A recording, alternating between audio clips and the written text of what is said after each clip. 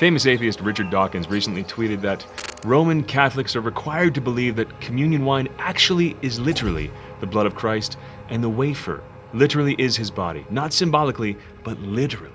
Not a metaphor, but literally. That way, madness lies. It does seem a little crazy, doesn't it? To believe that's literally Jesus seemed crazy to people 2,000 years ago when Jesus said the words, "I am the bread of life, and whoever eats my flesh and drinks my blood has eternal life, for my flesh is real food and my blood is real drink."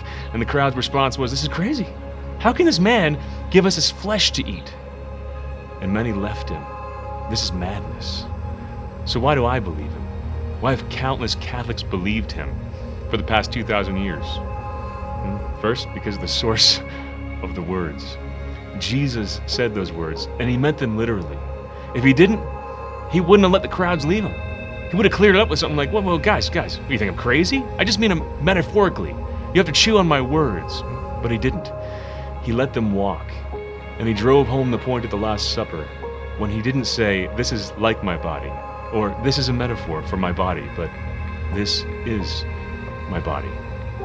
Guys, the source of those words rose from the dead. If you rise from the dead, I don't believe anything you have to say. The source of those words is divine.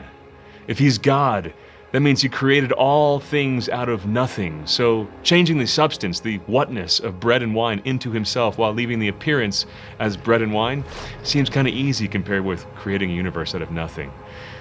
But it's also easy for me to believe because, the fact that it sounds kind of crazy is consistent with everything I know about God.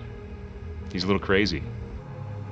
At the risk of sounding cheesy, crazy in love with his people. Listen, he didn't just create a stage to meet you. He went overboard. He created a universe. He didn't just snap his fingers to redeem you from sin. He died a gruesome death on a cross to prove how far he'd go out of love for you. And he didn't just want you to hear about it. He wanted every follower of his throughout history to plug in directly to what he did for us in his cross and resurrection. Take and eat. Not just the whole world, but you, and you, and you. Guys, this isn't cannibalism. We're not eating a dead person. We're being united to the living one.